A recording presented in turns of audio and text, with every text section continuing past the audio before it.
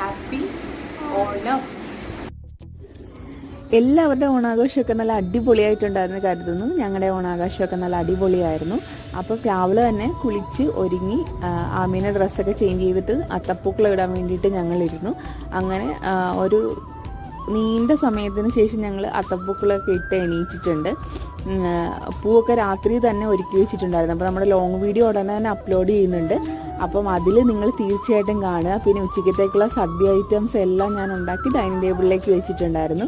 പിന്നെ ഉച്ചയ്ക്ക് കഴിക്കാറായപ്പോഴത്തേക്ക് അത് എല്ലാം അടിപൊളിയായിട്ട് തന്നെ വിളമ്പി ഞങ്ങൾ എല്ലാം ഈ വർഷത്തെ ഓണാഘോഷം സദ്യ കഴിച്ച് ആ ഒരു അടിപൊളിയാക്കി എടുത്തിട്ടുണ്ട്.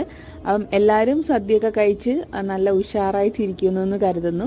അപ്പം എൻ്റെയും നമ്മുടെ ഈ ചാനലിൻ്റെയും വക എല്ലാവർക്കും ഹാപ്പി ഓണം.